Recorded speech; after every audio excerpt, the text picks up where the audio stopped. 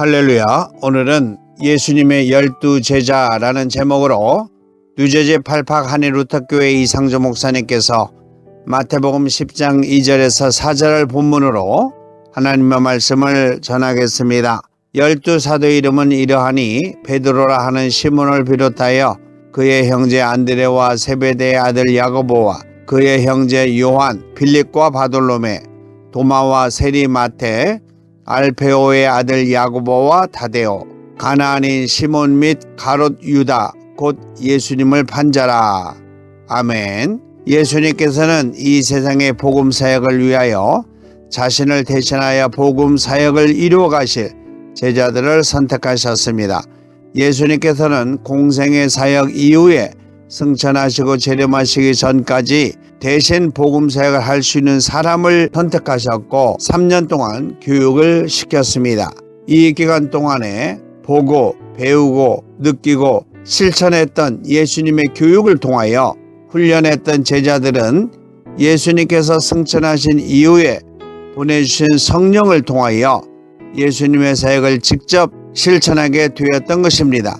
예수님께서는 특별한 상황에서만 초자연적인 방법을 사용하셨지만 보편적인 복음 사역에서는 사람을 통해서 일을 하셨고 복음을 완성하셨습니다.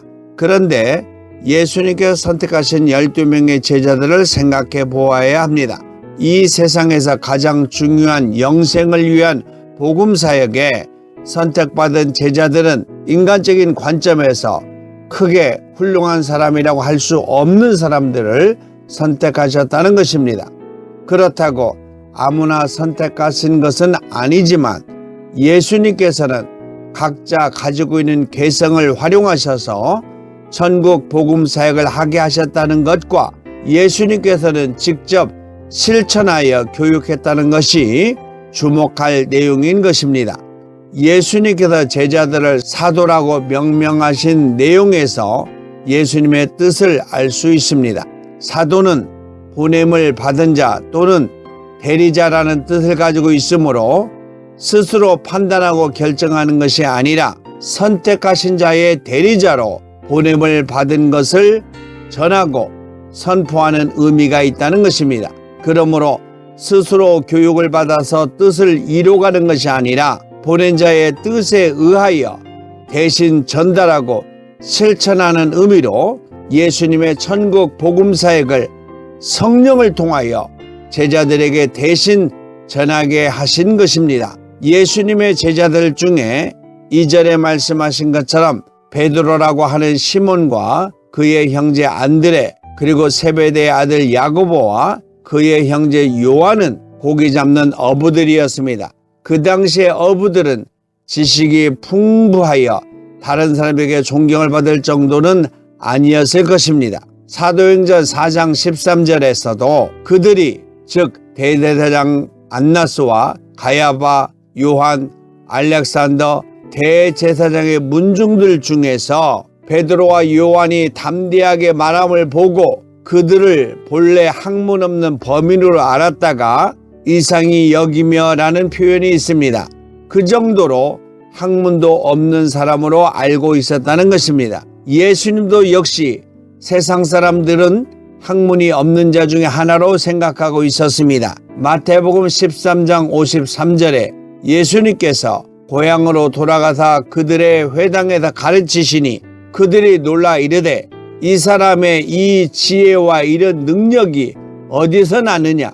이는 그 목수의 아들이 아니냐라고 말했습니다. 그러므로 예수님의 천국 복음은 세상의 지혜와 지식으로 하는 것이 아니라는 것을 분명하게 말씀하고 있습니다. 즉 세상의 지혜와 지식으로는 천국을 알 수 없으므로 오직 성령의 충만함을 통해서만 천국의 복음을 전할 수 있다는 것입니다. 그리고 빌립과 바돌로메가 있는데 예수님의 사도 빌립은 베드로와 같은 고향 베세다 사람으로 제자들 중에 가장 먼저 부름을 받았고 그의 친구 나다나엘과 함께 메시아에 대한 소망을 가지고 있었던 사람이었습니다.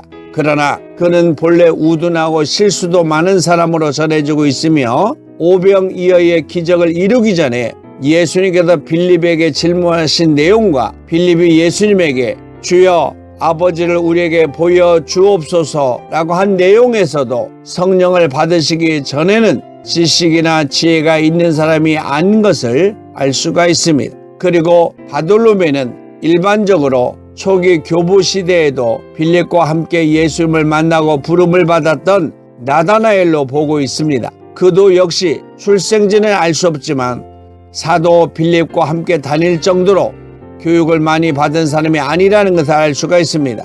부름을 받은 사도 중에 도마는 디두모라고 불려왔는데 쌍둥이란 뜻으로 갈릴리 출신 어부였고 열정적이고 이성적인 사람으로 의심도 많은 사람이었고 예수님의 부활을 믿지 못하고 있다가 예수님을 직접 만져보고 확인하고 난 이후에 헌신적으로 천국 복음을 전했으며 인도에서 순교를 한 사람으로 역시 많은 교육을 받은 사람이 아니었던 것으로 전해지고 있습니다.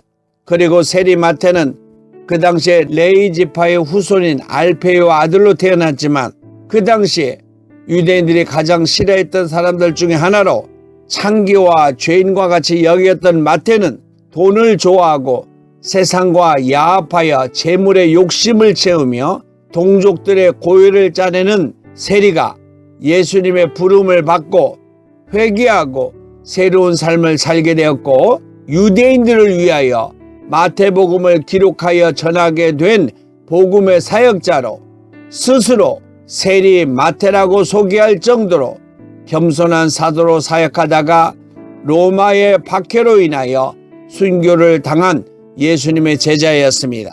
예수님의 제자 중에 어부였던 야고보가 있고 두 번째 야고보로 알페의 아들로 소개되어 있는데 모친은 마리아로 보편적인 사람으로 부름을 받아 주님의 복음을 전하다가 순교한 제자가 있습니다. 그리고 사도로 부름을 받은 다데우는 예수님의 사도 중에 한 사람인 야고보의 형제로 유다서를 기록한 유다를 말하고 있다 이렇게 전해지고 있습니다. 전해지는 기록에 의하면 그는 수리아와 아라비아, 메소포타미아에서 복음을 전하다가 순교한 것으로 알려지고 있습니다.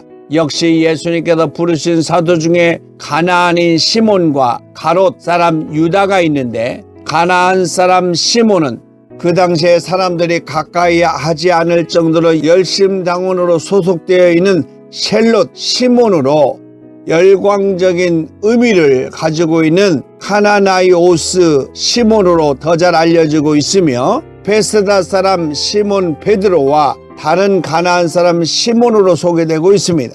마지막으로 가롯 유다는 지역적으로 11사도는 모두 갈릴리 지방 사람인 반면에 유독 유다 지방의 게리옷이라고 하는 지역의 사람으로 또는 그리옷 지방을 말하는 가롯 유다를 말하기도 하고 다른 의미로는 가짜 거짓말쟁이 위선자를 뜻하는 세케르라라고 하는 아랍어의 속어로 부를 때 사용되는 가롯 유다로 전해지고 있습니다. 이렇게 예수님의 12제자들은 세상적인 기준으로 보면 사회적으로 교육적으로 존경받을 수 있는 사람이나 모범을 보일 수 있는 사람이 없다는 것입니다.